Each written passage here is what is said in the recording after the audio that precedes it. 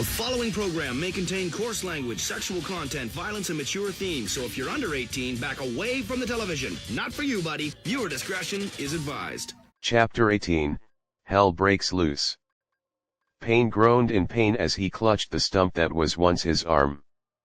Around him laid the bodies of the Akatsuki and his paths of pain. Around him were a horde of large monsters of varying sizes, most of which looked like decaying corpses, or had blue skin, red eyes, armor, and all of wielded axe-like weapons.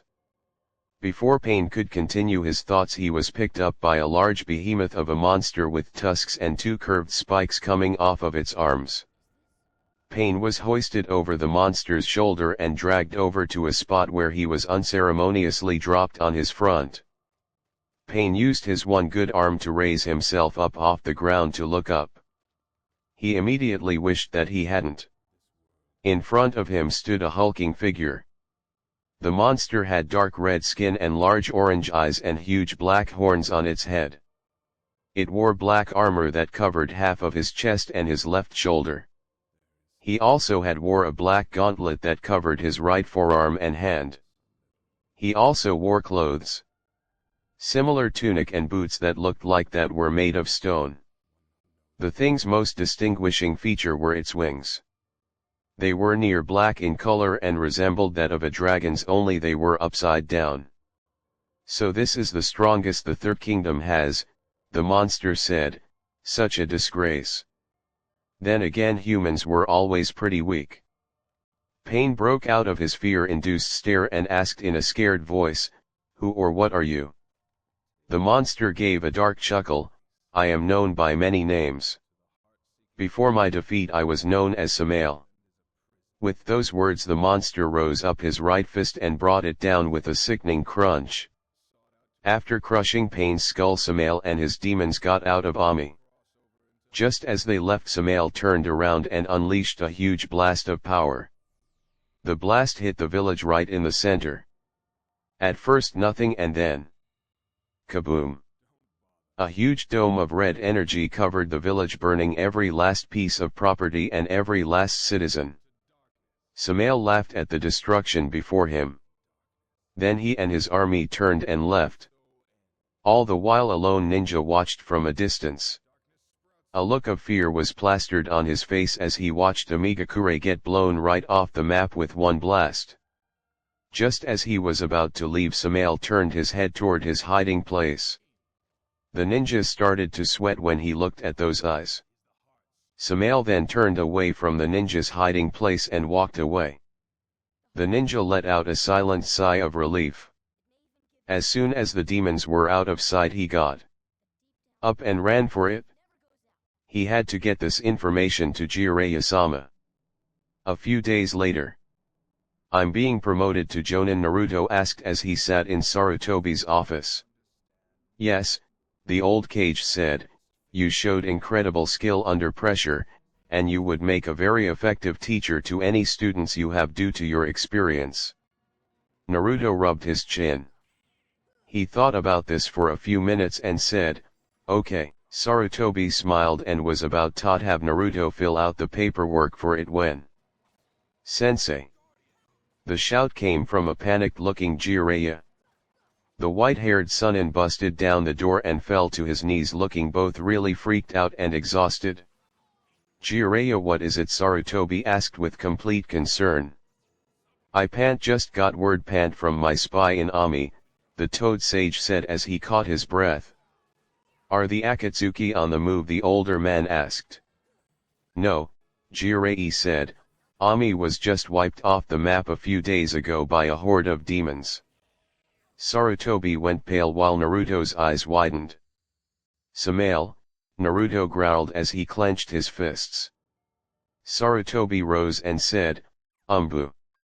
Call the shinobi clan heads, everyone staying at the Namikaze residence, and the new advisors. There is an important matter that we must discuss." A few minutes later, "Sarutobi, why have you called us here?" Isom asked. "It appears we have a potential problem in our near future," Sarutobi said. I have just been informed about the destruction of Amigakure at the hands of a horde of demons. The Shinobi Council gasped in shock as the words reached their ears. What's worse, Naruto said, is that the demon leader fits the description of Samael. Minato stared at his son in shock. Samael has finally come out of hiding, Tobirama said with a serious look on his face. It would seem that way, Hashirama said, so what do you think he's up to? Naruto shook his head and said, I'm not sure. The better question is how do we deal with him? Minato rubbed his chin in thought, we could always try to split his power up and seal it in something. Tobirama shook his head and said, that worked once, but only a demon could handle power like that. Last time I checked there aren't any demons willing to aid an angel. Unless, of course, it benefits them in some way. Minato snapped his fingers in frustration. It'll take more than us to kill him when the time comes, Kushina said, it'll take more than Outlight powers or Naruto's death and dark powers to kill him. Naruto was quiet while he thought. We can't just run up and fight a demon army right out, Hayashi said, that would be downright suicide. Isom nodded and said, I don't plan on sending any of my clan members to fight something that powerful. Some may be arrogant, but I really doubt that they can be that stupid. The other clan heads started saying things like this. You know, old man, Minato whispered to Sarutobi, I have to ask, why isn't the civilian council here? Normally you call them to. Sarutobi looked at the elder blonde and said, because they would be screaming and running around like chickens with their heads cut off. Plus they probably would have requested that the Uchiha go since the Sharingan is supposedly able to suppress demons. Zero Kushina turned to her Naruto and said, Sachi, we haven't heard from you. Naruto looked at his mother with a serious look on his face. I was thinking, we can't face Samael or his army alone. I never thought I would have to say or even think of doing this, but we have no choice. We need to resurrect the four horsemen. Everyone stared at Naruto with curious gazes. Well, the clan heads with curiosity. Minato, Tobirama, Kushina, and Hashirama looked at him like he was crazy. Naruto, are you crazy? Minato asked, you know that the horsemen were too strong for the Charred Council to control. What makes you think we can control them? Naruto chuckled and answered, that's the thing. Won't try to control them. The Charred Council thought that they had complete control over the horsemen, so they let their guard down when they betrayed war. We don't have to control them. All we have to do is reach a bargain. Minato paused to think about the idea. It was still crazy, but it just might work. I guess it could work, Minato said, but how do we know that they won't turn on us? We don't, Naruto stated, all we have to do is kill Samael, and they can go back to doing whatever it was they did when they were destroyed. Minato shook his head. You really are my son, Minato said, because only I could come up with something that insane. Let's do it. Tobirama and Hashirama nodded in agreement. Kushina reluctantly agreed since she was still slightly unsure about the plan. All right then, Naruto said, we have a few gods to talk to. With that the Namikaze Senju family left. Are you sure that this is a good idea? Kushina asked, still unsure. Don't worry mom, Naruto said, it's a good idea. Later in a higher plane of existence. It is a bad idea, Shinigami said with an emotionless tone. You too, Naruto groaned, why does everyone think that reviving the four horsemen is a bad idea? Yami stepped up and said, because we have no idea what would happen when the horsemen are revived. Naruto groaned, look, these guys are the only ones who were able to beat Samael before. Besides, though I know paradise waits for me after death, I don't want to go on a suicide mission. Sorry kid, Kami said, but we are not doing it. Naruto hung his head and thought, I didn't want to use this, but I have no choice. Naruto then looked up with a pair of puppy dog eyes. Please, he asked. No, Kami repeated. Please. No. Naruto. Really, now you can't keep that up forever. Yes, I can. Fine. Well, do it already. Naruto threw up his arms and yelled, hoo hoo. Kami groaned and said, you can stop now. I wish I could, but I'm stuck, somebody help me. Bonk.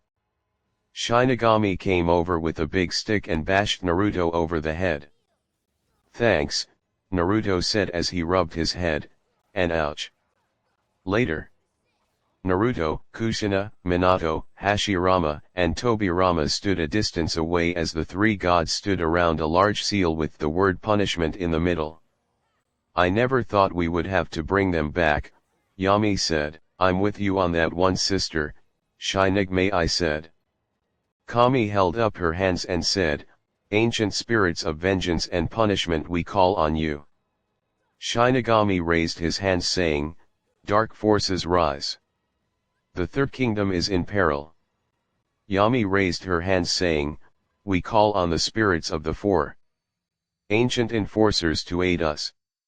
All three then yelled, war, strife, death, fury. Rise, horsemen.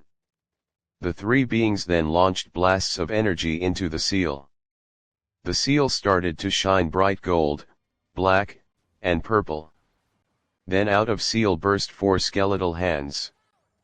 Four skeletons rose out of the ground before red, purple, black, and white energy surrounded the three. Then there was bright blinding light. Kami, Yami, and Shinigami both stepped away from the seal looking tired. Naruto, Kushina, and Minato caught them as they almost fell. As the light started to fade, four figures were becoming visible. The first figure was female.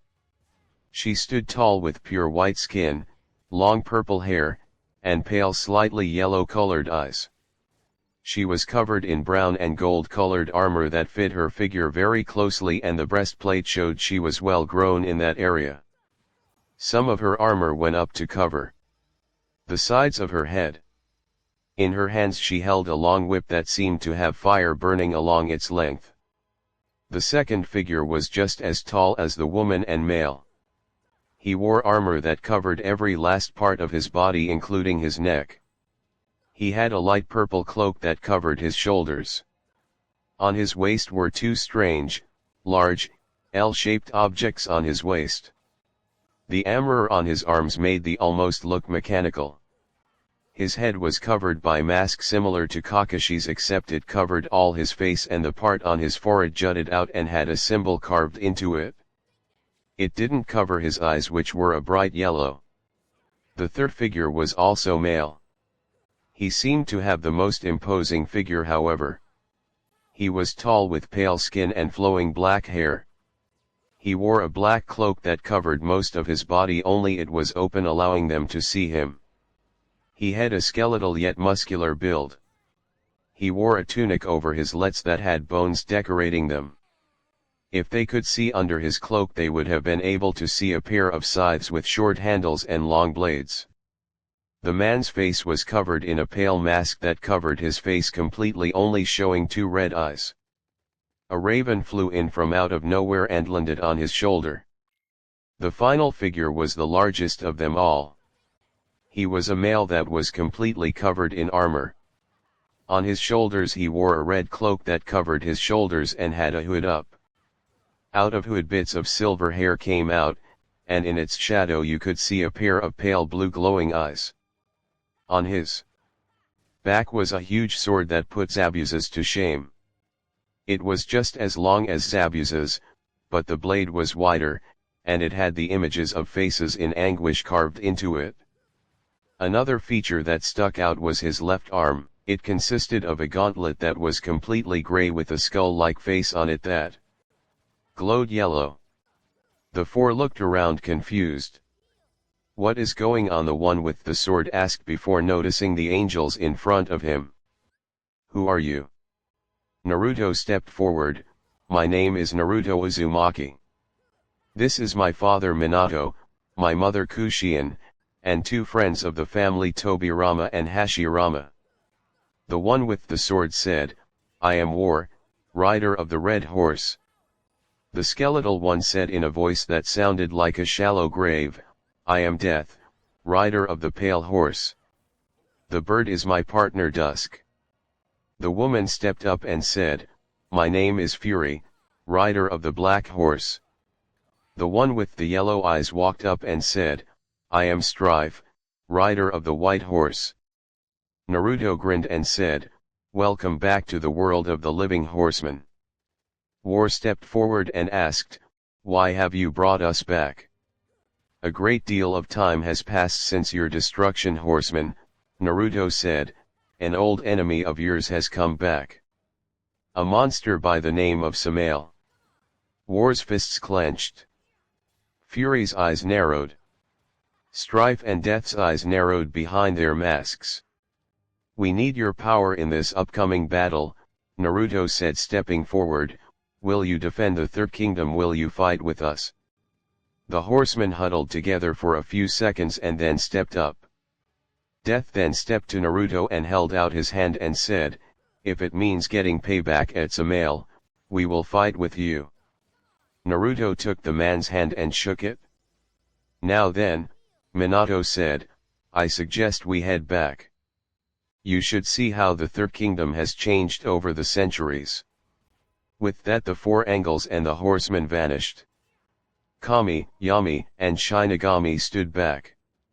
That went better than I thought it would, Shinigami said. His sisters nodded in agreement. Back with the human world. There was flash of light and Naruto and Ko appeared along with the four horsemen. That was interesting, War said as he shook his head to try and clear the cobwebs. Hey Gaki, Zabuza called as he Haku, Sasuke, and Ino entered the room. What's going on? He stopped in mid-sentence when he saw the horsemen. Hey, who are the guys from the circus sideshow? Zabuza asked, not knowing who he was talking to. Dusk flew from Death's shoulder over to Zabuza and started pecking and scratching at his face. Ah! Zabuza screamed, get it off me! Get it off me! Zabuza ran away with his hands on his head to try and stop the bird from pecking him so hard. Nice bird, Haku said as she watched her father run away. Thank you, Death said. Naruto-kun, who are these guys? Ino asked her boyfriend. Naruto then went into a lengthy explanation about the destruction of Amigakure, who was behind it, and who the horsemen were. At dinner everyone sat together as Ino tried to digest all the information given to her. So you guys are like ancient enforcers who got stabbed in the back by your boss? Ino asked as she ate. That's one way of putting, Strife said, as he stared at his still food-covered plate. Zabuza was sitting with them, but was looking warily at Dusk. The raven was actually giving the swordsman a glare. Why don't you and Death eat? Zabuza asked, you have to be hungry. Death looked at Zabuza and said, our metabolism doesn't require as many meals as a human. Besides, me and Strife's faces aren't that pleasant to look at. Me and my little brother have both been viciously scarred in our years of battle. Minato swallowed the food in his mouth and asked, is that what happened to War's arm? Death looked at the Namikaze and said, actually that was me. Everyone stared at Death. I was a very defiant person when I first became a horseman, War explained. The council sent a small army to apprehend me. I beat all of them. Eventually I fought these three. During the battle Death defended Fury and in that moment sliced off my arm to teach me my place. Haku gulped, sounds a little extreme. Extreme, yes, Fury said, but necessary. After that they ate in silence. Ino had to go home because she still had a curfew despite being a ninja. She gave Naruto a kiss on the cheek and headed home. As she left, Strife walked up to Naruto and said, "Kid, you better hold on to her. She's a keeper." Naruto elbowed Strife and went up to his room. Everyone went to bed. Well, almost everyone. The horsemen stayed downstairs and slept there. Since they were used to being ready for combat, there was no need for them to get comfortable. Meanwhile, Samael sat on a large rock. His eyes were glowing a bright red before fading to their normal color.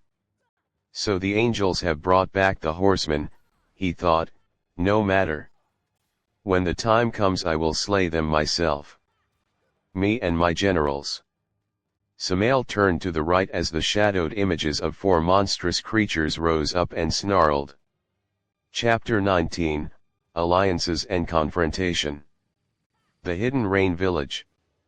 Just recently it had fallen to the wrath of the ancient demon Samael. Now all is lifeless here. Nothing, but a destitute area full of destroyed building. Only someone with a great hidden treasure would come here. That is just what one man is doing. In the destroyed area a lone figure walks. A figure was tall and had on an orange mask with one single hole in it. He also wore a black cloak that had red clouds on it. Curse that monster, the man bitterly thought, forcing me to use the Izangi like that. The man then found the building in the center of the destroyed village. He smirked under his mask before slamming his fist into the ground, causing it to rumble. The ground then parted, revealing charred and burned bodies. The man reached into his pocket and pulled out 7 pieces of paper. He placed them on the bodies and went through hand seals. Ancient art, body restoration. The flesh on the bodies slowly began to heal. After a few minutes, a man who was shark-like in appearance, a man with orange hair and piercing, a man with silver hair, very tall dark-skinned man, a woman with long dark blue hair, a man with long blonde hair, and a guy with red spiky hair were visible. The man removed his mask, showing that one of his eyes was black. The other was a red with 3 comma-like marks in it.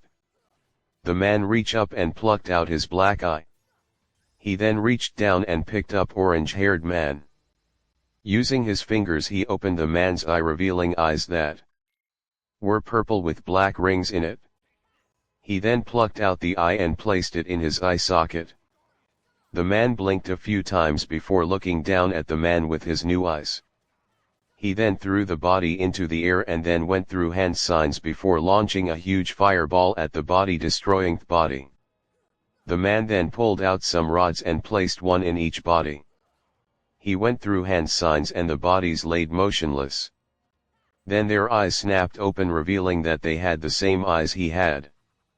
The bodies rose up and looked at the man. Now all I need to do is seal that creature inside of me, the man said. After that nothing, not even the Baijuyo, will be able to stop Madara Uchiha. Ah. The man looked around and whispered to himself, I have got to stop doing that.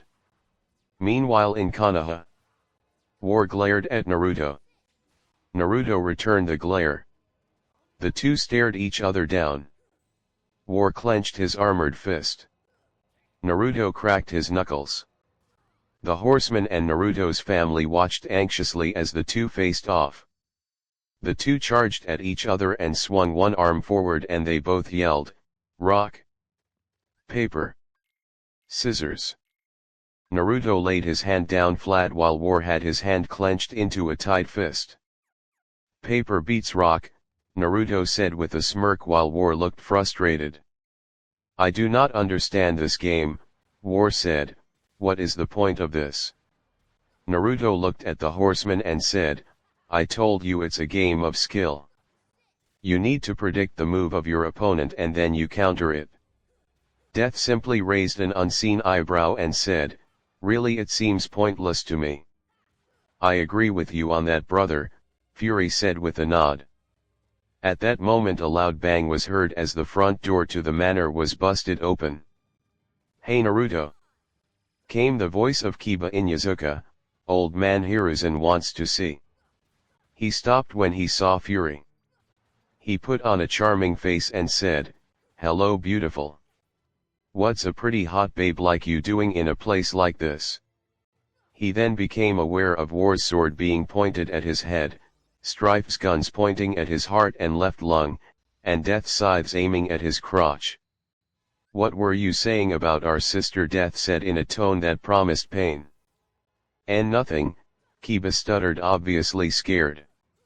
"Calm down boys," Fury said, "he was just paying me a compliment. By the way, I'm not on the market. Try someone else." Naruto then looked at Kiba and said, "By the way, don't you have Hinata?" Kiba blinked a few times and said, "Yeah, but she hasn't really tried anything yet." Naruto rolled his eyes and said, "Be patient. Kurane-san really should have just taught you patience." Kiba just growled and walked away. "Well, you heard him people," Naruto said, "let's go." A few minutes later.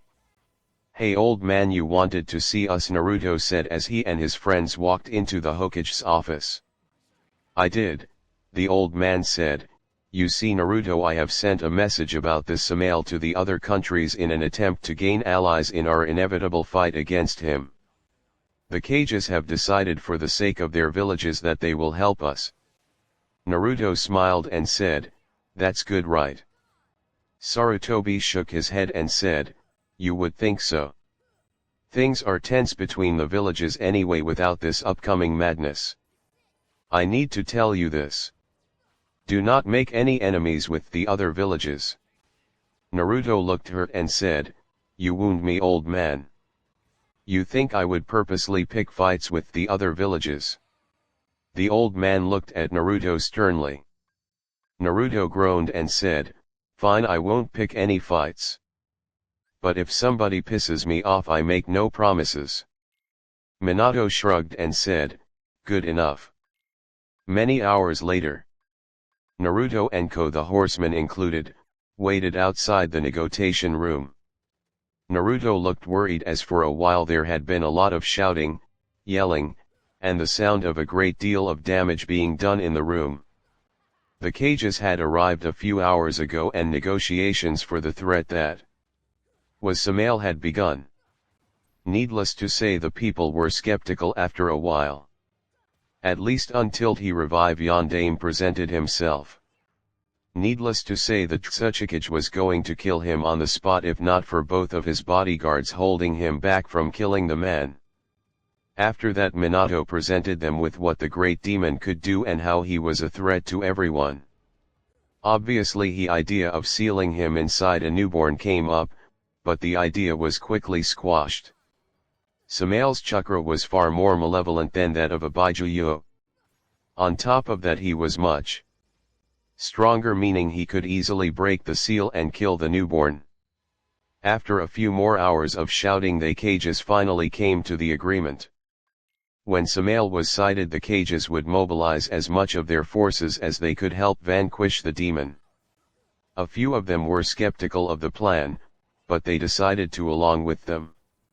Better to have a stupid plan than no plan. Right with that, the Kages left the room. Naruto and Ko stood outside waiting. "Well?" Naruto asked. The Sandaime answered, "The Kages have agreed to mobilize their forces at the next sighting of Samael." "Do you really think that this will help?" Naruto nodded and said, "We need to be united against this freak show. Trust me, it's the best thing right now. It's better than getting slowly killed off, isn't it?" At that moment, one of the Tsuchikage's bodyguards, Akatsuki, saw War, and laughed. "Hey buddy, what's with the big sword?" he mocked. "You trying to overcompensate for something?" He laughed up until the air left his stomach. War had rushed forward at an inhuman speed and made the overweight man double over in agony as his armored fist slammed into his stomach and he was backhanded away and crashed into a wall. Akatsuki moaned in pain and gasped in terror as Chaos Eater was slammed into the wall just to the side of his head. If you wish to see the upcoming war boy, War growled, you would do best to hold your tongue. The IWA ninja was close to wetting himself as he looked fearfully into War's pale angered eyes. Death placed and aimed a scolding glare at his younger brother and said, calm yourself, brother. You know that some of the humans of this world are arrogant and full of themselves. You, boy, should learn to hold your tongue when you don't know the full measure of a person's strength. Akatsuki nodded his head quickly. War sent one last glare at the IWA nin before backing up and pulling back his sword. He heard a surprised voice. He turned to see Tenten and Kojuro staring at his sword in awe. Is there something I can help you with? War asked impatiently. Oh, it's nothing, just admiring the sword you have, Kojuro said. Tenten nodded in agreement. War slid the weapon on his back and said, the man who forged our weapons was a great master of the forge. Sadly, we don't know what happened to him. Naruto approached War and said, it's okay, big man. Now then, let's head home. We go at lot of stuff to plan for. War nodded and the group headed back to the Namikaze complex to plan for the upcoming war. Meanwhile, a great distance away, Madara rose up from the ground. It hadn't been hard to track Samael. The demon's incredibly tainted chakra could be sensed for miles around if you knew how to look for it. Madara and his paths of pain had found Samael's army and, with their new powers, started slaying demons left and right before they reached the big man himself. Once he faced Samael, however, it was a different story. The demon had actually enjoyed the fight and was toying with him. The demon easily crushed the paths despite their different powers gifted to them by the Rinnegan. Madara had fought his best and now he was in pain. He glared up at Samael with his bloodline eyes. Samael smirked at the man. You have proved yourself entertaining, mortal, Samael said. In light of this, I offer you a choice. Join my army and aid me in bringing this foul world to its knees. Under normal circumstances he would have accepted such an offer, but he couldn't accept it. He knew that ultimate power was at his fingertips. If he could just trick this creature and seal it away, he would gain control over all the demon's powers and its entire army. I must decline your offer, Madara said as he rose up from the ground. Then, it is time to die. Power focused in Samael's hand and he fired a huge blast of tainted and dark power. Madara screamed in agony as his flesh was obliterated. Samael smirked victoriously as he stood before the ashes of the amusing human. Suddenly, Madara faded into existence behind Samael. The only difference now was that his Sharingan eye had gone completely black and even his Rinnegan looked a little bit weaker. The demon was too slow as the man yelled out, Great Demon Sealing. A seal appeared on Madara's chest and on Samael's back. Slowly Samael turned to dust and was sucked into the Madara's body. The demon cried out in absolute fury as he was sucked into the Manic Uchiha. After the sealing was done, Madara laughed insanely as he felt incredible power coursing through his veins. He grinned evilly and was about to order a demon when he felt it. Pain. Excruciating pain. He screamed out as the seal on his body started to crack. Suddenly there was a flash of bright red and Samael fell to his knees in front of the downed form of Madara. The great demon looked at his claws. Fury burned in his eyes as he gazed at his hands. He felt weaker. The sealing had taken a substantial amount of his power. He turned his furious eyes to Madara. He growled, You, how dare you try to steal my power? Samael stormed over and stomped down on the man's head, effectively killing him. Just to be sure though, he blasted the body with energy until the body was completely ash. Stupid human, Samael spat as he sat on his throne, which was carried by demons. he stole some of my power. No matter, even with some of my power gone, I'll still be strong enough to end the horseman." With that Samael and his army marched on, with their evil eyes set on the horsemen, and the angels. Chapter 20, Dark War Part 1 of 2. Samael and his army slowly made their way towards the village of Konoha. While he and his army marched, a pair of Konoha jonin were watching. "We have to get back to the village," one whispered. "We need to warn to village." The other one nodded before the pair rose up and started running. Samael's dark eyes turned in the direction of the two retreating ninja. He would have sent a soldier or two after them, but decided against it. He would allow the horsemen, humans, and angels to know he was near. It would make his upcoming victory all the sweeter. A few minutes later, Tsunade sighed in relief. She was almost finished with the last of her paperwork. It was a good thing too, because she was starting to hallucinate that the paperwork was actually starting to mock her while she was filling it out. She finished the last piece of paper. She leaned back in her chair and sighed. As she popped the cork off a bottle of sake, a pair jonin burst into the room, startling her and making her crush the bottle in her hand. The woman looked on at the destroyed bottle before she let out a low growl and glared at the pair before saying through gritted teeth, "This had better be good." The left jonin said, "We spotted that great demon and his army marching towards Konoha a few miles past the border." The Bustacage's mood changed from angry to serious in a matter of seconds. "How far?" the woman asked. The second jonin answered, "About 2 hours away, coming from the east." The cage ground her teeth in frustration. She made a motion with her hand and yelled, "Umbu!" Almost immediately a group of masked ninja appeared. "There is an army of enemies approaching the village from the east. Send word to all the able-bodied ninja and get them to the main square in 30 minutes. Then get all civilians to the shelter. And tell Kakashi if he is so much as 1 second late, I will castrate him with a rusty spoon, and then burn all of Ika in front of him." The ninja nodded and vanished in bursts of speed. Tsuin then summoned a slug. "Yes, mistress," the slug asked. "I need you to send a few of your messengers out to Kumo, Iwa, Kiri, Taki, and Suna. We will need all the bodies we can throw at this."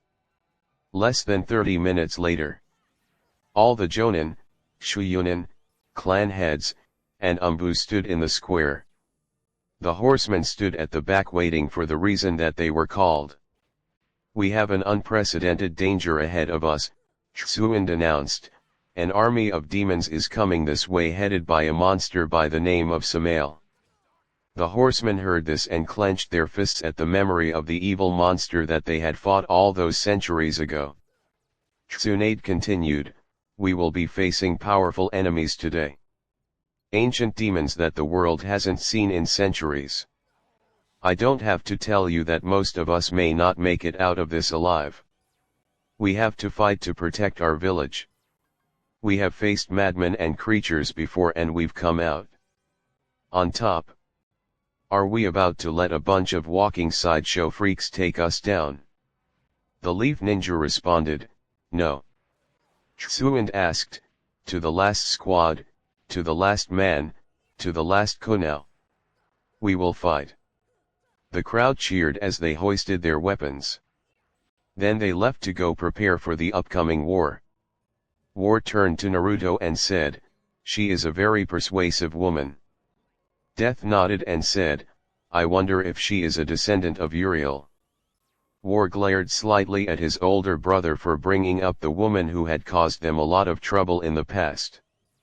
He would have smacked his brother upside the head if it wasn't for the fact that he might lose his other arm. Meanwhile, the villages got their messages from the slugs and were mobilizing their forces. They even got out their own personal weapons, as they called them, to aid in the upcoming battle. After gathering what forces they could, the messenger slugs called on some much larger slugs to transport them. Despite their reputation for being incredibly slow, they slither at an incredibly fast pace and made it to Konoha within an hour. As the cages stood ready with them were surprising guests, the Jinchuriki, all the remaining 8, with the Tsuchikage were Han and Rashi, the 5 and 4-tailed Jinchuriki respectively. With the Raikage were Yujito and Kirabi, the 2-tailed and 8-tailed Jinchuriki. With the Taki cage was Fu, the 7-tailed Jinchuriki.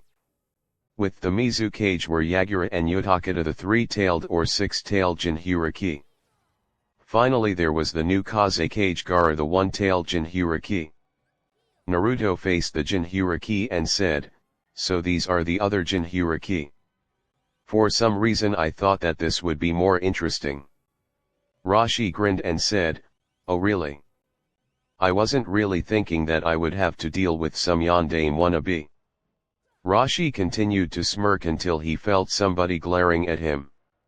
He turned around to see that actual yandere standing there. The redhead and Han looked shocked and backed away. "Remind me not to get on the little man's bad side," Han whispered to Rashi, gaining a nod from the bearded man. "Okay," Naruto said, "I suggest you guys start stealing your nerves because we are going to have one monster of a fight on your hands in about a half an hour." Kirabi stepped up and said, "You little man. You got some plan, cause I ain't going to wind up dead. Especially when." Yujito walked up and slapped the man over the head before growling, "Stop it with the rhyming thing already." Naruto raised an eyebrow and said, "He talks in rhyme." Yujito sighed and said, "Unfortunately." Naruto rolled his eyes and said, "Man, that must get annoying." Yujito answered, "It does." At that moment the Tsuchikage said, "The kid has a point. Now get ready, you little runts. I want to get this done and over with before my back starts acting up again." Han and Rashi rolled their eyes behind their leader's back. "How is he a cage exactly?" Fu whispered to Rashi. "I'd guess he won out due to seniority or popular vote," Rashi whispered back. The rest of the villagers from Konoha and everywhere else got ready. Within 20 minutes their enemies stood before them. A massive army of demons and monster varying in size. From ones the size of a full-grown man to the size to ones that would be able to crush an ox in their hands. In the middle of it all sat Samael on a throne made completely of bones. The shinobi got their weapons ready, as did the demons. With the shinobi, Death asked, "Do you feel it, brothers and sisters? Something has changed." Strife nodded and said, "Yes. I can feel it. He's a little weaker. Some power-hungry human must have gotten lucky." Fury nodded and said, "It may give us a chance." War brought out Chao Cedar and said, "If not, we will go down in a blaze of glory." Samael rose up from his throne and said, "Humans, angels, horsemen. I suggest that you surrender now, your deaths will be swift and painless. Fight and you will die slowly." Tsuant cracked her knuckles and said, "What do you think, Hornhead?" Samael glared at the woman for the insult. He smirked and said, "You have a fire in your woman. Perhaps I will spare you. I will be needing a queen when I rule this earth. Kill them all." The demons charged while their enemies did the same.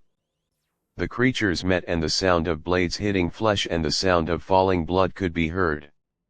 Cries of pain could be heard as well. The horseman went straight for Samael, making him rise from his throne and fly off to a different part of the battlefield. "To think this is how we would meet again, horseman," the betrayer of heaven said. The horsemen heft their weapons as War said, "I had a feeling that we would end up doing battle again, Samael. This time though, we will kill you." Samael flexed his claws before the former enforcers of the Charred Council charged at him. Back in the fight, Naruto was using Angel's hand to slice down one demon after another. One tried sneaking up on him from behind just in time to take a gold katana from Kushina. "Get your ugly hands off my boy jerk," she yelled.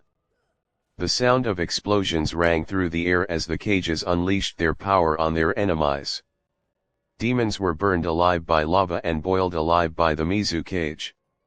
Others were pounded into the dust by the Tsuchikage's powers. Gaara was making good use of his sand by crushing demon after demon into oblivion with his sand. The Raikage was making short work of his opponents with his incredible strength and lightning powers. Tsunade was pretty much doing the same thing minus the lightning powers. Yujito was launching hellfire from her mouth to barbecue her enemies. She was also making good use of the Nibi's chakra. Yagura was using his water powers to keep his opponents at bay and lightning abilities to fry them. He was also making good use of his hook staff and demon chakra when he could. Rashi was basically melting the demons alive with his Yatun and the chakra from the Yanbai. Han was actually suing special steam jutsu to actually steam his enemies alive. To be quite honest, it was actually effective. Yotaka was actually quite the fighter. He was able to use multiple water jutsu to his advantage to crush, pierce and utterly annihilate his enemies. Most of the demons underestimated his bubble jutsu, but that wound up coming to bite them in the butt when they exploded with the force of a pair of exploding tags. Fu was keeping above her enemies with her flying ability, not to mention the use of a specific and powerful acid that she was able to expel from her mouth. Right now she was fighting a bunch of Jatun bats, but the fight was going her way. Kiribi was utilizing strength like the Raikage. He managed to blind his enemy with a blast of ink before firing a huge blast of lightning. He even used the chakra to destroy a few of them in one blast. As the cages were fighting, demons and humans were being killed left and right. As the fight waged on, there were piles of bodies. Mostly human bodies, because when the demons were destroyed they were turned to dust. Humans, however, just fell to the ground. Despite the demons having the advantage in strength, the humans made up for that with incredible speed and the highly destructive jutsu. On the other side of the fight, Minato was using some very effective light jutsu to vaporize some of the demons. Kushina was firing water, lighting, and light jutsu left and right. Hashiyama was using light and wood jutsu to crush his opponents. Tobirama was using his hardened water jutsu to tear through one target after another. "Okay, this is really starting to get on my nerves," Onaki, the Tsuchikage, said. "How many soldiers are in this freak show's army?" Mei, the Mizu cage, answered, "I don't know and I don't really care." Naruto cut down another demon with Angel's hand and growled, "Okay, this has gone on long enough. Hey you guys. Time execution order number 3. The other angels nodded before they jumped back and went through a great amount of hand signs. Minato, light style, solar blast. Kushina, light lightning release, holy storm. Tobirama, light water style, holy water flood. Hashirama, light wood style, wrath of Eden. Naruto, light style, flash cannon. Minato fired a stream of light from his hands.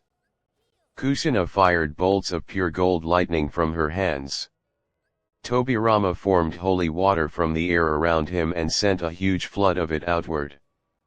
Hashirama formed massive glowing roots before sending them towards his target. Naruto fired balls of energy, large balls of light from his hands. The resulting explosions tore demons apart or turned them to dust. After a seconds of this, most of the demons were dead. Smoking parts fell to the ground before they slowly dissolved into ash and dust. Naruto panted slightly and rolled his shoulder in an attempt to loosen up his arms. "Okay, I have to admit that was pretty awesome," Fu said from her position with a look of complete shock on her face. "Now I really don't want to be the one to piss these guys off," Rashi said. "I don't want to be on the receiving end of one of those light jutsu." At that moment there was a huge explosion from the distance. Everyone looked in the direction. A huge column of fire burst up from the ground. A figure flew up from the background and landed in front of them. "Samael," Naruto growled, seeing the monster. It was quite obvious that the horseman had lost. However, Samael looked like he had better days. His left eye was gone, leaving a dark red socket. His right horn was cracked, he was bleeding from the left side, had multiple bullet wounds, and had a flurry of cuts and gashes all over his body.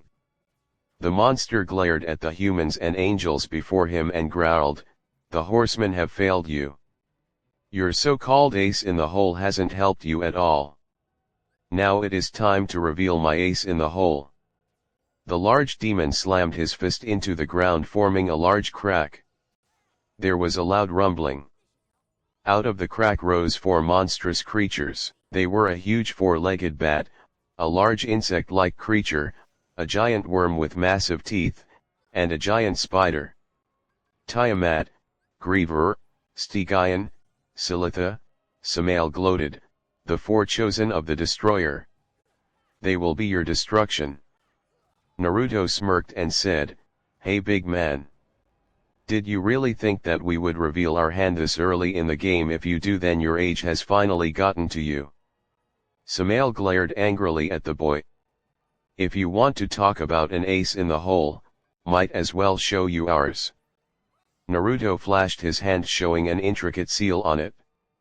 He then blurred through a great deal of hand signs. The seal on his hand flashed red before he slammed it on the ground.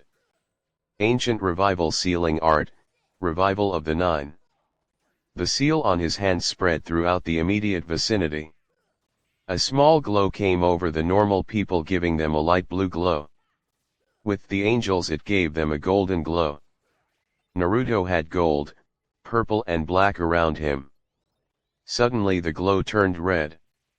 A brown glow came across Gaara, purple around Yujito, sea green around Yagura, darker red around Rashi, white around Han, light green around Yotakata, really light blue around Fu, and a electric color around Kiribi. The Jinchuriki then started to groan before writhing in pain. The Nin groaned slightly as the chakra was ripped away and started to take shape. After a few minutes they stopped. There was a glow of chakra. After a few minutes the glow was gone. When it faded there were 9 figures. The first was female by the obvious shape of her body. She wore light brown armor and a hand-lock brown hair and yellow eyes with small diamonds surrounding the pupil. She had a small pair of cords on her belt. Around her eyes she had makeup that made her eyes resemble that of a raccoon. On her back was the kanji for 1. The second was also female. She had black hair and a long purple battle dress. Her eyes were a light purple and the pupils were slit. On her hands were gloves that formed claws similar to that of a cat. On her left upper arm was the kanji for 2. The third was a tall male figure. He wore a dark blue and green umbu outfit. His eyes were green with dark blue hair. On his left arm was a shield with serrated blades on the edge. The inside of it resembled a turtle shell. On his right arm was the kanji for 3. The fourth was tall and muscular. He wore a red and black armor with a pair of brass knuckles on his hands and a large hammer heft onto his shoulder. He had onyx eyes with red hair and a long beard. On his hammer was the kanji for 4. The fifth was a tall and lean man. He had long silver hair and green eyes. He wore mostly black and gray armor with a mask covering his mouth. In his left hand was a long spear that had what looked like a long rope of dog hair. The glove that had the spear in it had the kanji for 5 on the top. The sixth was a large man. He wore what looked like an old-style soldier outfit complete with camouflage. Unlike the others, he was bald and had slime green eyes. On his belt were a bunch of balls filled with slime. The seventh was a man covered head to toe in armor that resembled that of a beetle. A pair of yellow eyes could be seen from the visor on his helmet. On his left arm was a long spike that resembled a large curved stinger. The eighth was tall with dark skin and was very muscular. He wore a long pants with sandals and had a large belt with a silver buckle that resembled the head of a bull. He had no shirt revealing his large muscles. On his waist was what looked like a sketch pad and a pen. On his back was a large Zanbato-like sword that looked like it was made up of 8 different jagged blades. The final figure wore black and red armor covering all of his body with metal binding covering his throat. His gloves had claws and there were curved blades on his feet and the back of his heels. He had short red hair and crimson slit eyes. On his hip was a long katana. The ninth man rubbed his head and said, "Oh my head. What hit me? Wait, I'm alive." The first woman looked at the ninth man in shock and asked, "Kiwa-kun, is that you?" The man turned around and asked, "Ichi-chan." Naruto panted from the exertion and said, "Welcome back to the land of the living, guys." Realization hit the humans around them like a ton of bricks. These were the 9 Baijuyo. "Naruto," Tsunade said, "I thought you said the Kyuubi was dead." Naruto looked at the blonde cage and said, "He was. The seal I used is capable of bringing a being back to life or release them from bonds just as long as chakra is available. I still had its chakra in me, so I was able to use it." Samael was currently a bit nervous as the Hakubi looked at him. Well, Hakubi said, "Look what we got here. Who brought out this old dinosaur?" The remaining Baijuyo turned their attention to Samael. "Didn't see this coming," Ichibai said. "Kid had a good reason to bring us out," Kyuubi said. "What do you guys say we show the old timer here how a real demon fights?" There were voices of agreement around him. Naruto stumbled a few steps before Minato stopped him. The elder blonde said, "You are in no position to fight after using that jutsu, young man. Rest for now. We'll take care of the big bad freak shows." The angels then stood beside the 9 Baijuyo. "Best family reunion ever," Kyuubi said as he drew his katana. With that said they charged. Chapter 21, End War and Epilogue. Ino held Naruto as she watched the fight unfold in front of her. She, along with the others, stood by and watched the massacre. The 9 Baijuyo charged at the surprised Samael while Minato took on Silitha, Kushina fought Tiamat, Tobirama fought the Griever, and Hashirama fought the Stygian. As the fight progressed, it showed that the Baijuyo were just as strong in human form as they were when they were giants. It was also seen that each Baijuyo had the same powers given to the Jinhyuriki. For example, whenever the Kyuubi was hurt, his body healed almost instantly at an incredibly fast rate. The fight with Minato and Silitha was pretty much big flashes of purple and yellow from the pair teleporting around so much. When they weren't flashing all over the battlefield, Minato was dodging the brood mother's massive teeth and claws. Kushina was basically just having to deal with dodging the blasts of fire from Tiamat.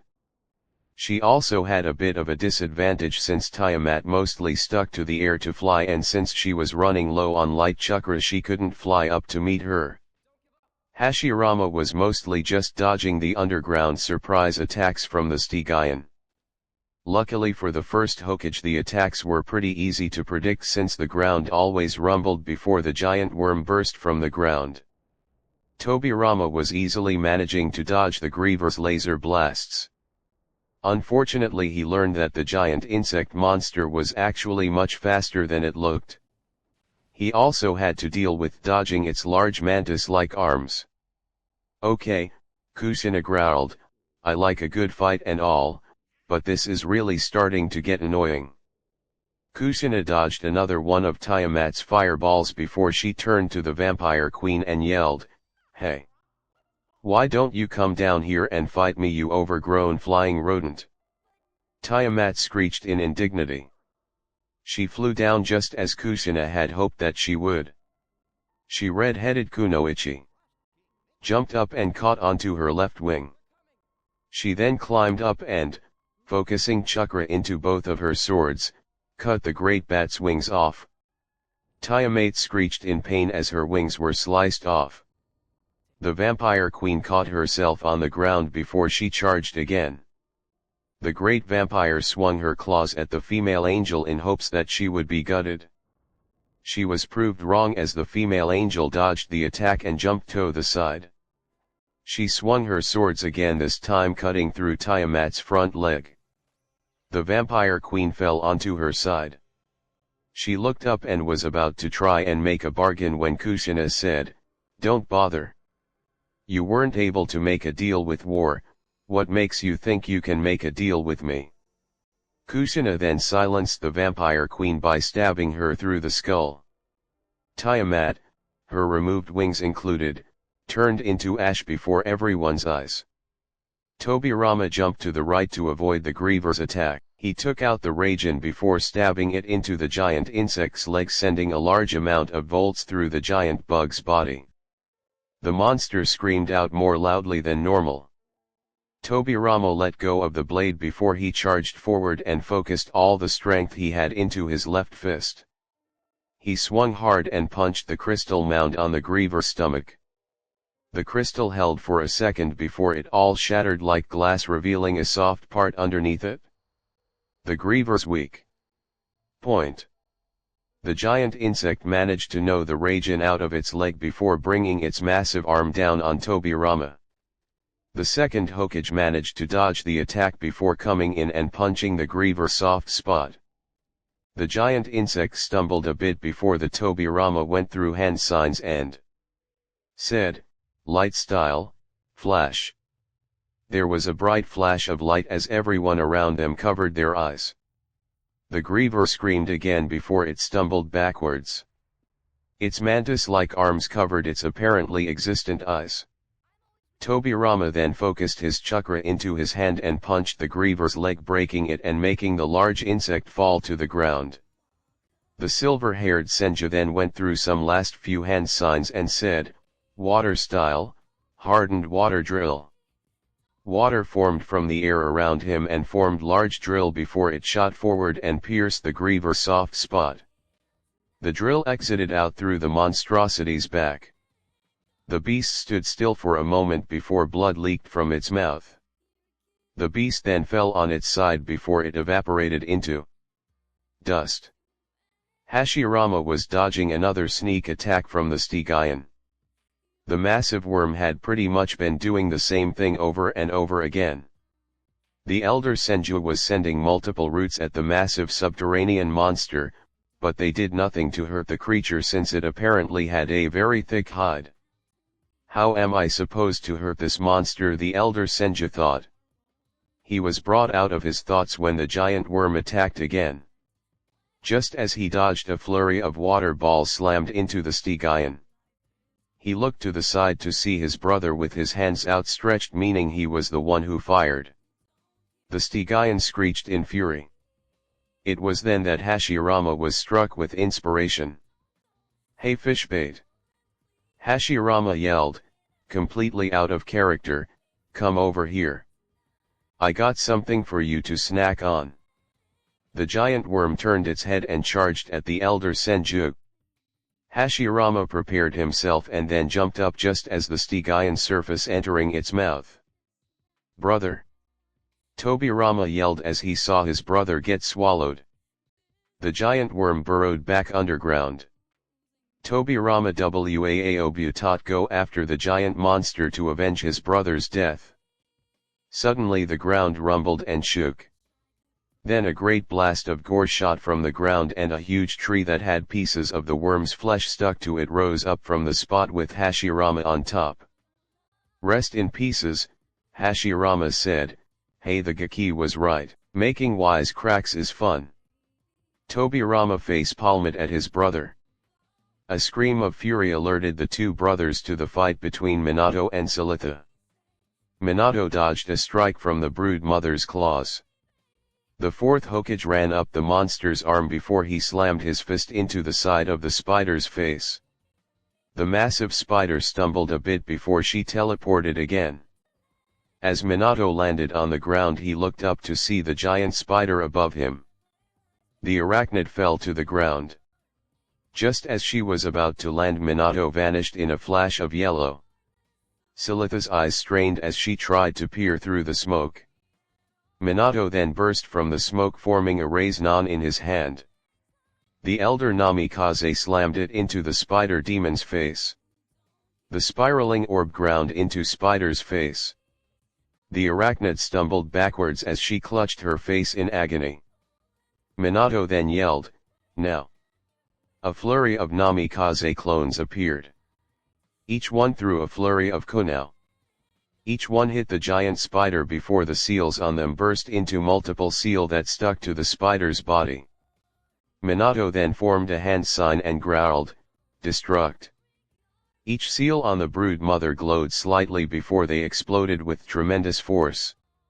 The brood mother stumbled backwards with blood coming from the blasted areas on her body. There was a yellow flash above her as Minato appeared above her again.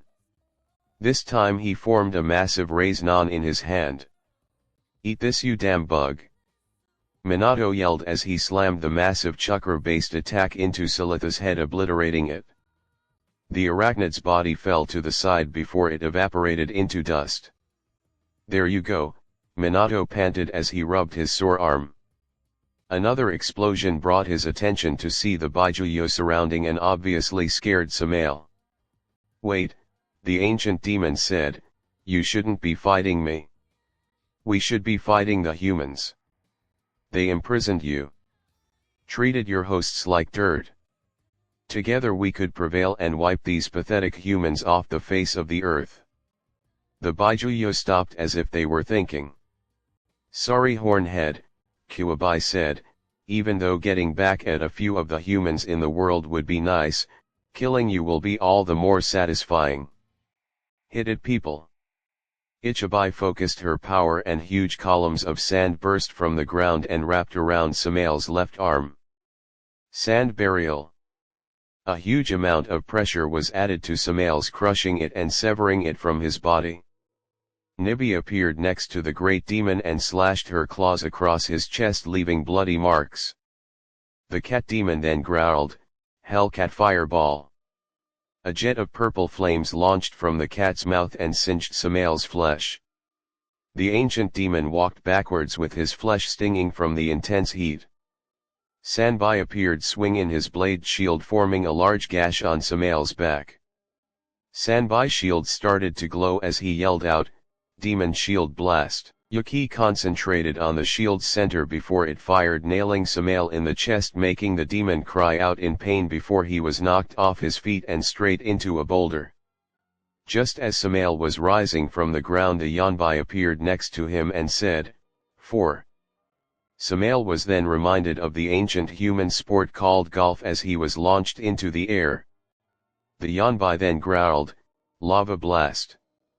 The monkey demon unleashed a blast of hot lava from his mouth and that struck Samael's leg, permanently damaging the appendage. As the ancient demon fell to one leg, he was then grabbed from behind by the Gobu. The man was then knocked to the ground and had one of his wings ripped out. Samael's scream was cut off by a louder one as he felt the dog demon shove his spear into his back.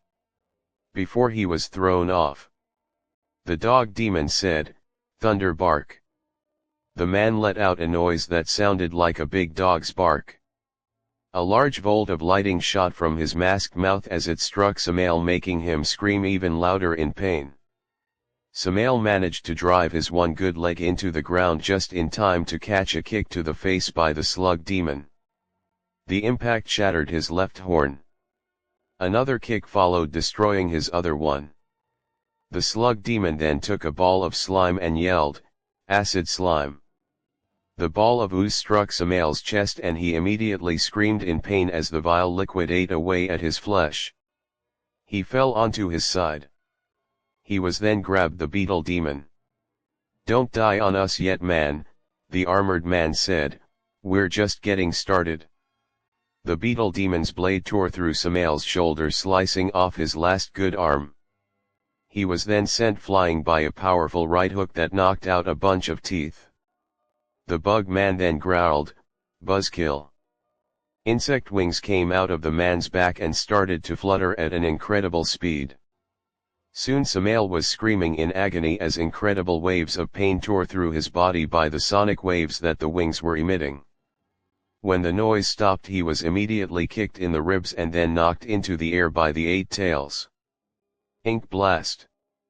The bull demon yelled.